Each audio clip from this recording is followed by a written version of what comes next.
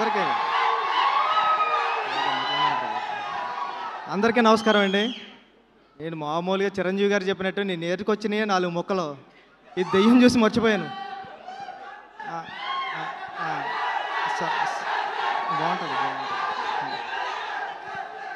అందరికీ నమస్కారం అండి. నాకు సాహు గారు అంటే చాలా ఇష్టం.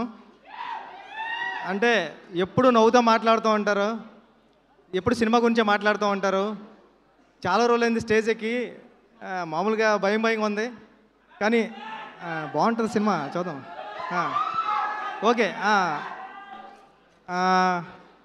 బెల్లంకొండ శ్రీనివాస్ గారు అంటే మీ ఎనర్జీ కానీ మీ కష్టపడడం కానీ మేము చూస్తూ ఉంటాం కదా, చాలా చాలా చాలా ఎఫర్ట్స్ పెడతారు సినిమా కోసం. మీ రాక్షసుడు ఎంత పెద్ద హిట్ అయింది, ఇది కూడా అంత పెద్ద హిట్ అవ్వాలని కోరుకుంటున్నా. మామూలుగానే విలన్స్ అందరూ మీరు భయపడుతుంటారు, అలాగే మీరు భయపడుతుంటే కొత్తగా ఉంది.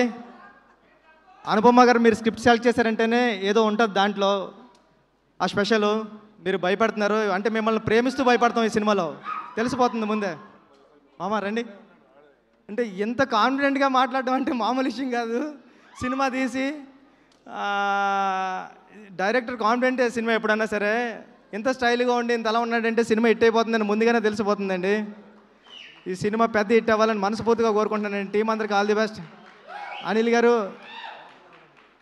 మీ గురించి మాట్లాడుతున్నా సార్, మీరు లవ్ యూ అంతే అండి. ఓకే అండి, థ్యాంక్ యూ సో మచ్ అందరికీ.